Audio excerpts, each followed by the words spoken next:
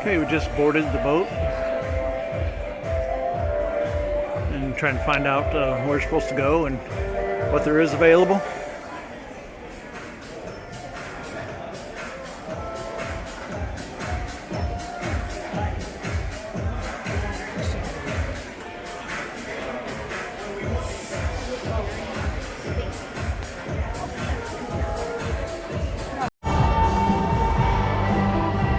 Just got on board and we're waiting for our rooms to be clean.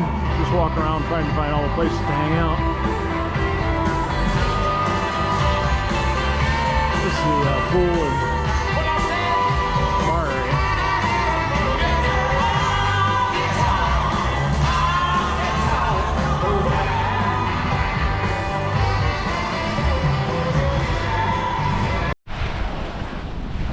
We're still in transit from Vancouver to Alaska.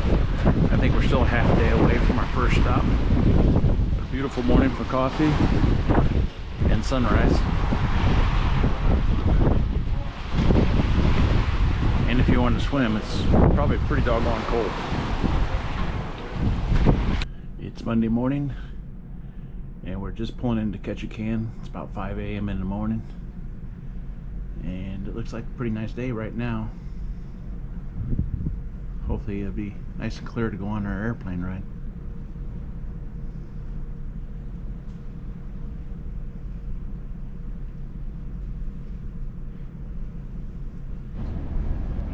Okay, it's our first port of call, Ketchikan. There's our boat in the background. Everything's been really good so far. And now we're waiting for about an hour or so before they pick us up to take us on a seaplane ride up through the fjords. But it is nicer this morning, not too much wind. 59 degrees.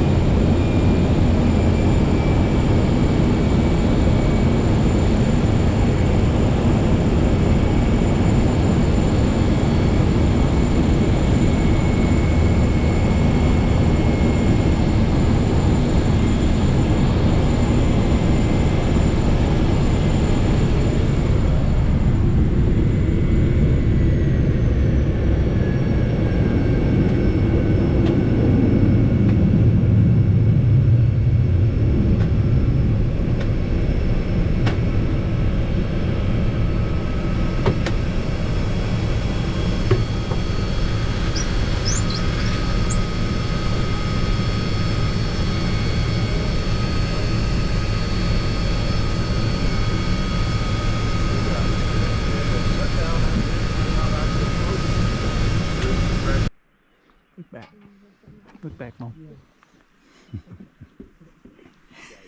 Hang on.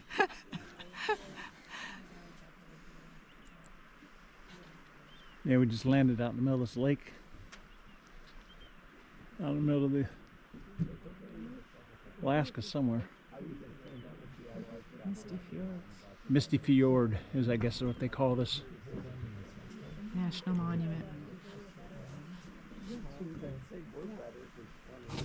It's amazing. You can hear just the slightest breeze in those trees out there.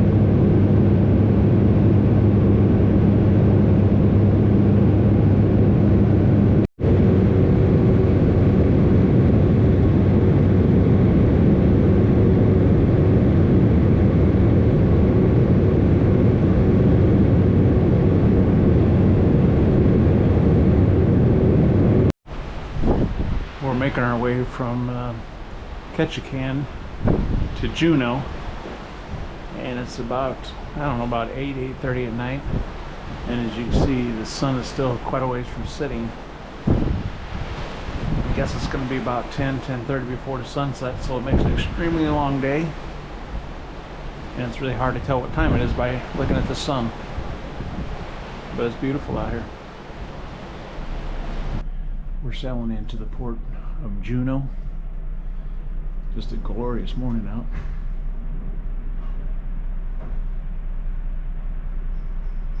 You can actually hear the waterfalls all the way from here.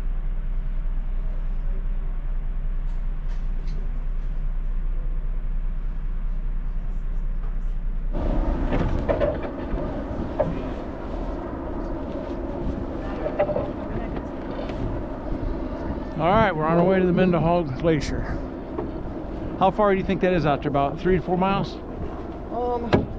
It'll be a grueling, 48-mile trip to get to the glacier, and it'll probably be 68 miles on the way back, so it'll be quite the crazy trip. No, it's about 6.5 round trip. Oh, okay. Well, that's not too bad. Yeah, a little over 3 miles to get. There's a bike in here. Is there a bike in here? Mike, these salmon do pass away. They end up on shore, right, decomposing. And we can find their DNA throughout a lot of these trees. Pretty cool. Cool stuff. We'll do your 5 more strokes to take a break. You guys are looking great. You're ready to that. 1, 2, 3. Full shot.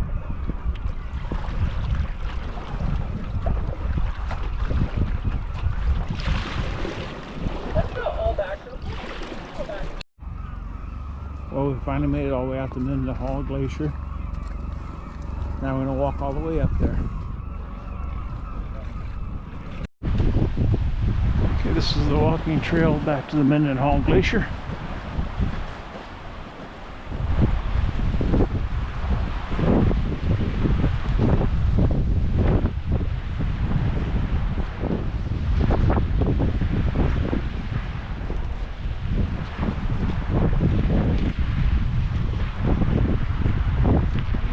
I'm doing fine.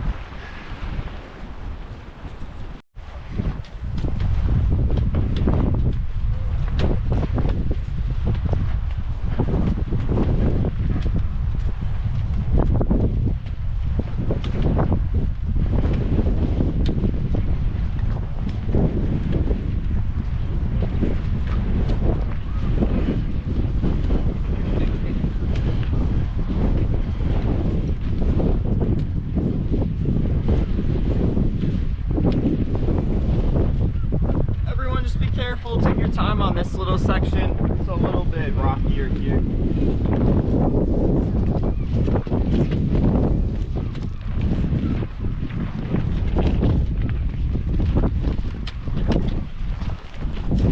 It's on now. Awesome. Yeah. Look how beautiful. Wow. Place is the most active and the coolest, but the glacier itself is 12 miles long. So from the face all the way back, its widest point, it's 7 miles wide, and about 1,900 feet deep at its deepest point. So it's a massive hunk of ice, pretty much.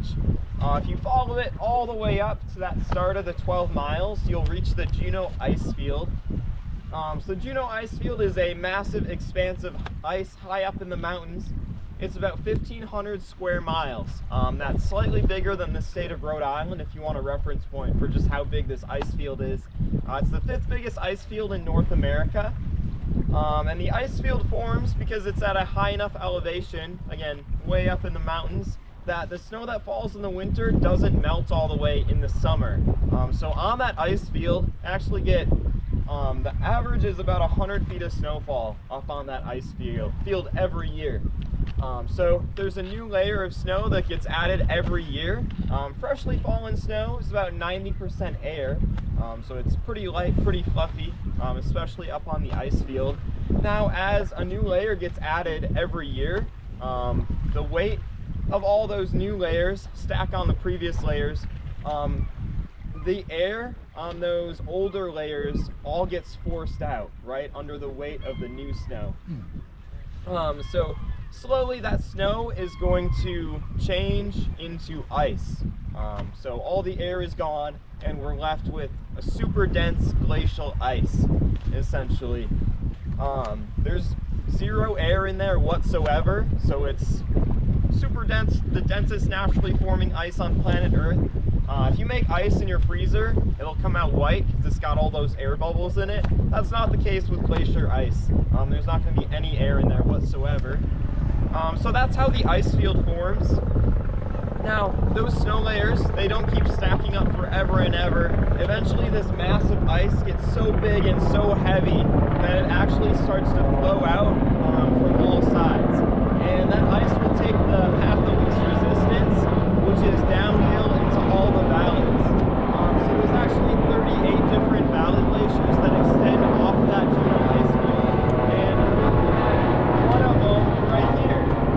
So a glacier is just a river of ice that extends off of that ice field. So that's what it is. That's how glaciers are made. Okay, we're just entering Glacier National Park. We should arrive at our destination within another half an hour or so. But it's much colder up here to the north than just a little bit to the south.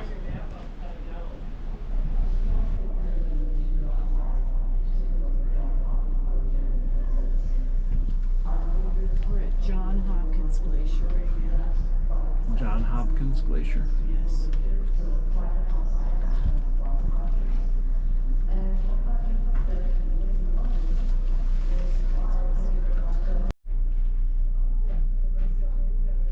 You can see up in the very upper part of the photograph, 2 more glaciers coming down. And as I pan across, You'll see one right in the middle of the screen now.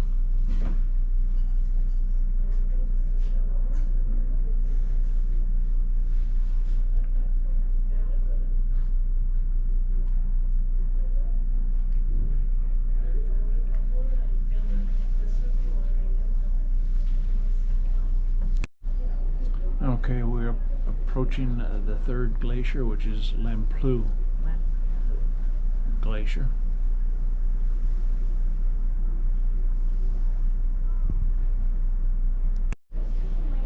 A lot of river otters in here, or whatever type of otters they are. I think you can see 5 or 6 there. But they're everywhere, even out on the little icebergs.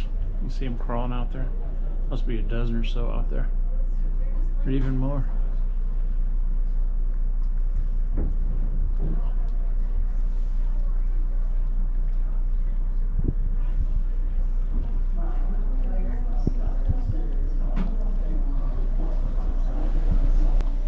We're sailing up the Terror Inlet, Terr Inlet, on the way to the Rindu Glacier.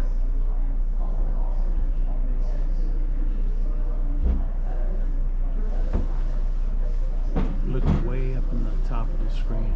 There's another glacier coming down up there.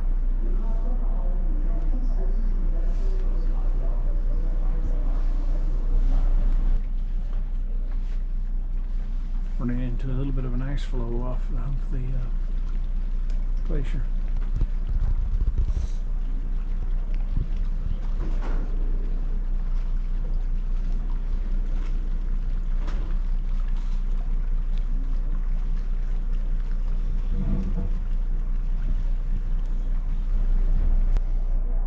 If you look closely, you can see the waterfalls coming down through the valley from the snow melt above.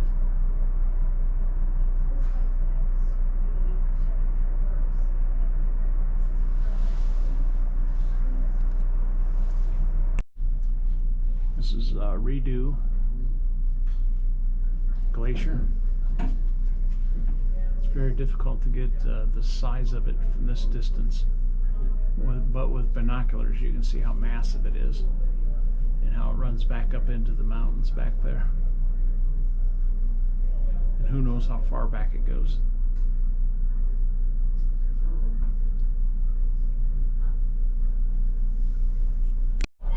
See some of the ice breaking off the facade? Oh, wow.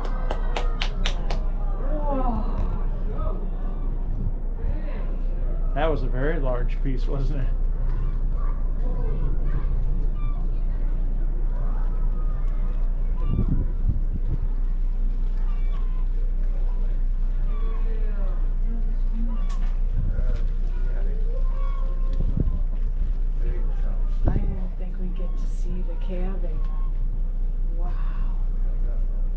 Close to College Fjord, but it sure is pretty out here right now. It's been a really beautiful sunny day, and probably about 60 degrees.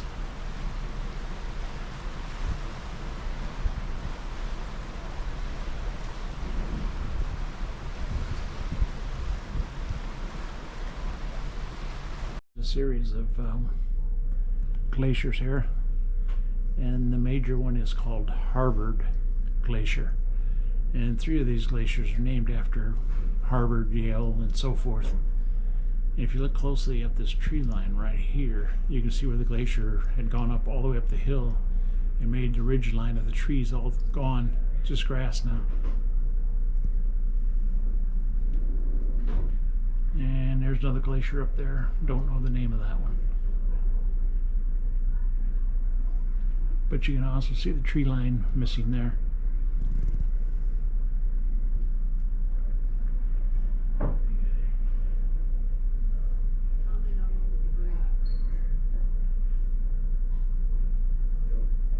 The last leg of the cruise section of the travel. We've landed in Whittier, Alaska, which is right next to Anchorage. We've been at sea for 7 days. And now we'll be 7 days up in Denali area. And I should be out fishing tomorrow morning, if the weather holds out.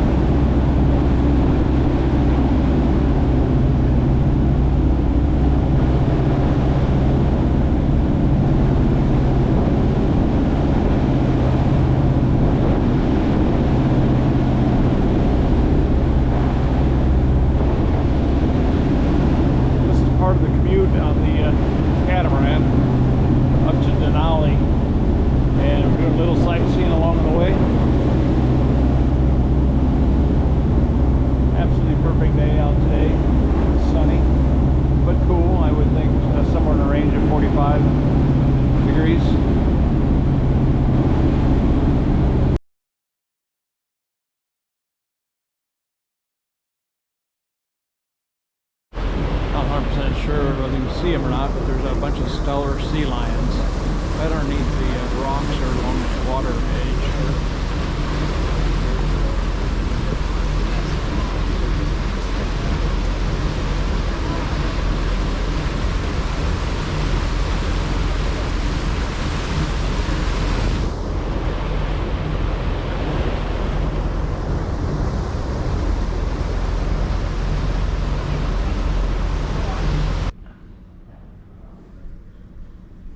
This is the inside of the Copper River Lodge, looking out over the back.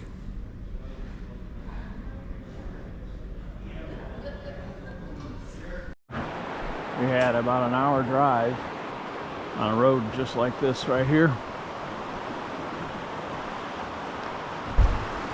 Prepping the raft. Getting ready to go.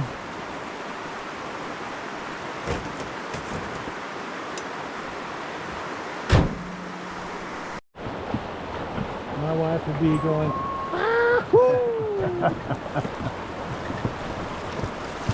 let's have fun of this. Just throw it on the road.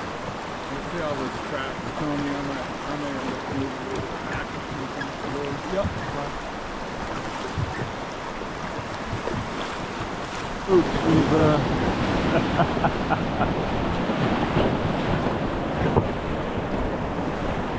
Yeah.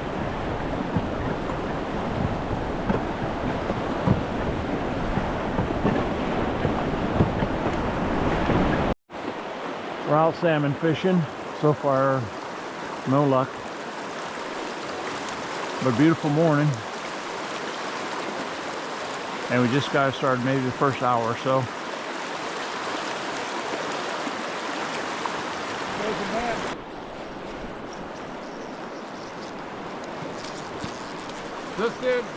Okay, now start walking back.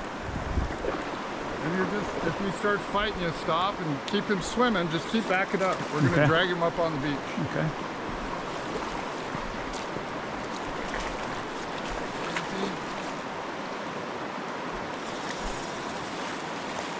I'm working back in a little.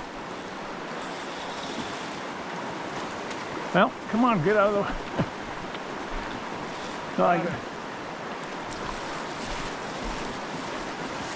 Uh-oh. I see where that lure is. No. Right in the mouth. Yeah. Right in the mouth. It's running. Sure. Probably hold that. Perfect. And that one, let's flip it just because the that side's got the yep.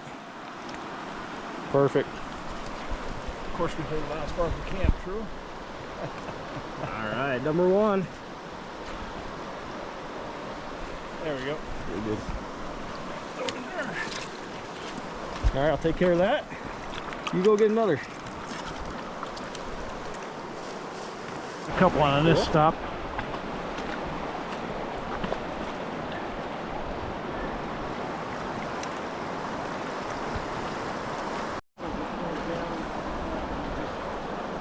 Okay, this is after the second stop. We got 3 now. I lost 4 on the way in, but at least we got 3. Along the shoreline, those guys are taking the raft around, and I'm just doing some sight fishing, looking for some sockeye going upstream.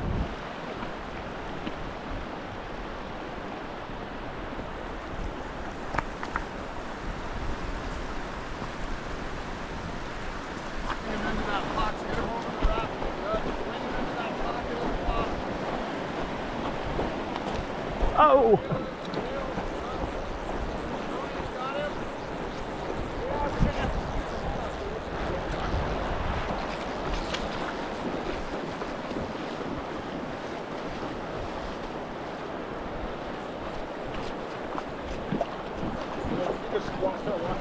Yeah.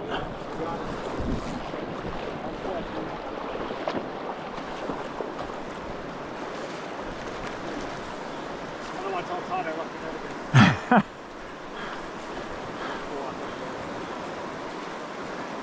Keep walking back. I would just go straight back. As long as you're comfortable.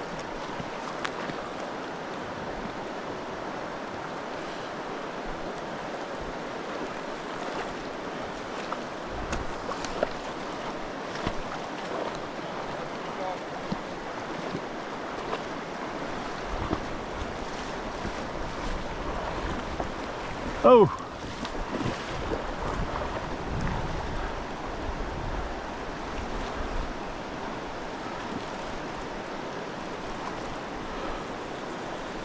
Sorry. That's all right.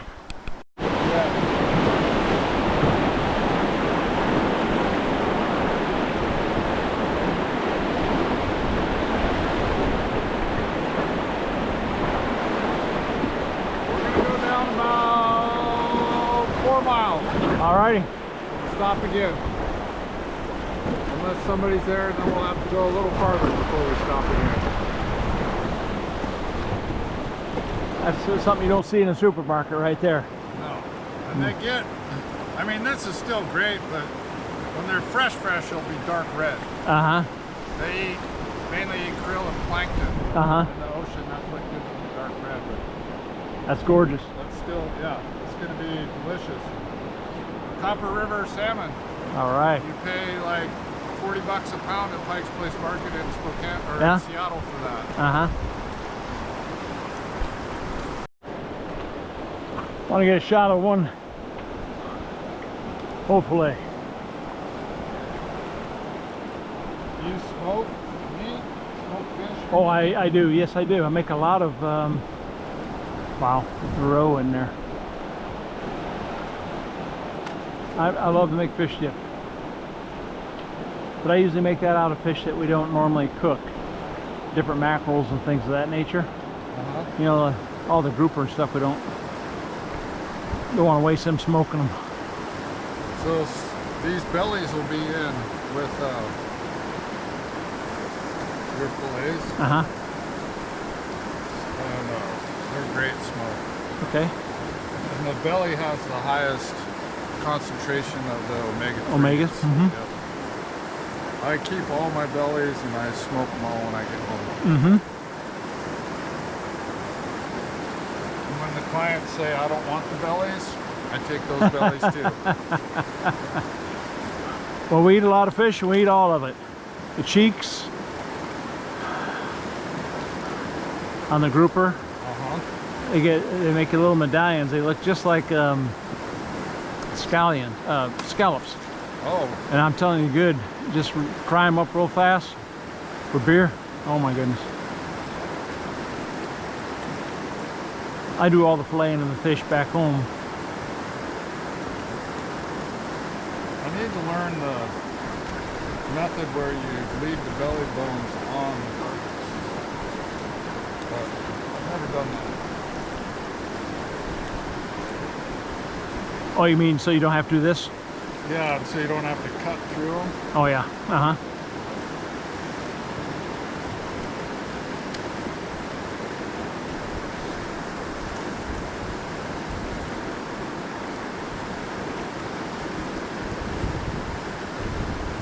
So you're using your Bubba? I'm sorry, not the Bubba, Dexter. Berkeley. Oh, Berkeley.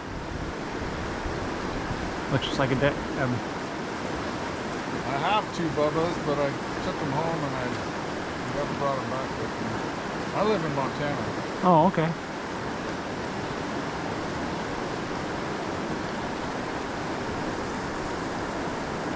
Yeah, I keep a set of about 8 knives in my truck. I keep all my fishing stuff in my truck. Except my fishing poles. You know, I mean, all the other stuff. Well, you fish 4 or 5 days a week. There's Yeah. no point in unloading I know. and loading again.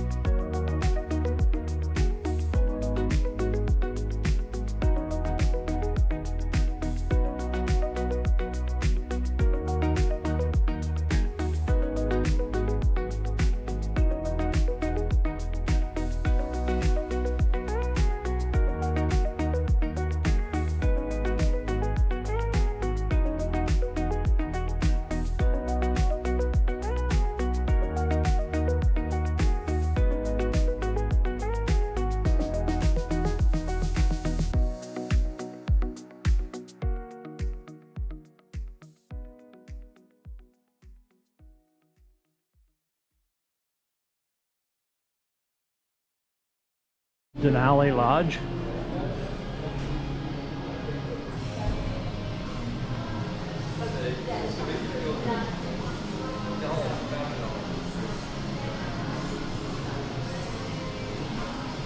And we're walking back out to our cabin.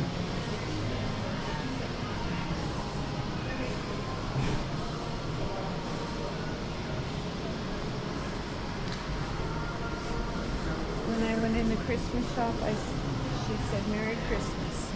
And when I left the shop, I said, "Thank you, Mrs. Claus."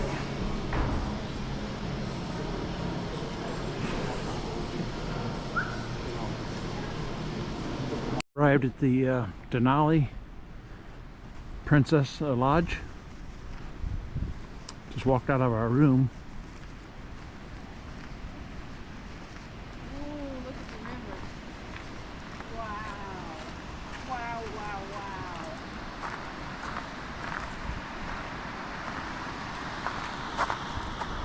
And we're right across the street from Denali National Park, which is right over there.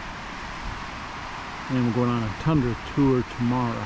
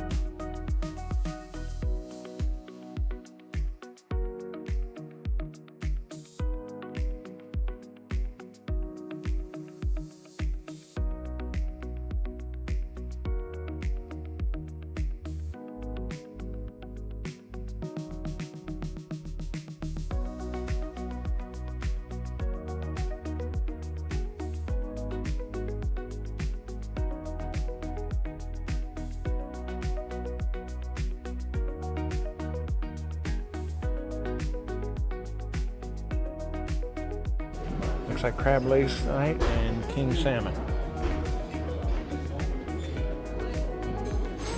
And they gave me the power tools to get into them over here.